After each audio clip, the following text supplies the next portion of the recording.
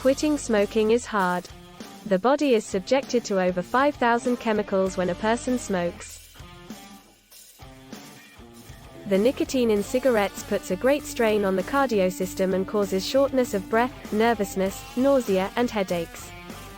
Within 24 hours of stopping smoking, almost all nicotine from cigarettes leaves your system.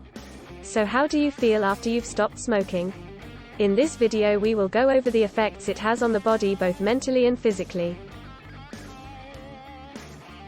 After you quit smoking, you can expect the following to happen after 24 hours. Blood pressure and cholesterol levels will decrease. Coughing, shortness of breath, throat irritation and dizziness will decrease. Your body will increase its production of saliva and mucus. You may experience withdrawal symptoms such as nausea, headache, irritability, hunger or cravings.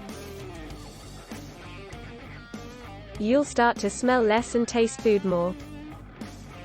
If you've tried to give up before, you might have noticed that after a while you're so used to how you smell and taste when you smoke, it's hard to know what the difference is when you stop. That's why people sometimes say it's easy to smoke and very difficult to quit. You'll immediately breathe cleaner, better smelling air. That night, you'll be sleeping more soundly, and it's possible your cravings for tobacco will deepen. Just don't give up. Within 5 days, your circulation will improve. In 2 to 3 weeks you may notice that coughing is no longer a problem. There's also a chance that any lingering symptoms of bronchitis or emphysema will disappear almost entirely, says the American Cancer Society. There's really only one way to kick cigarette butt for good, and that's by taking one day at a time. But how do you do it? Well, when people quit smoking, they often experience withdrawal symptoms as their bodies adapt from the nicotine fix. That's why you have to understand what happens to your body after you stop smoking and then create a plan to help combat those feelings or cravings. Sure, gum, patches and other aids can help ease the physical side effects of smoking like shortness of breath and constricted blood vessels, but in order to overcome the mental addiction, what you really need is a reason to stay positive and focused on staying smoke-free.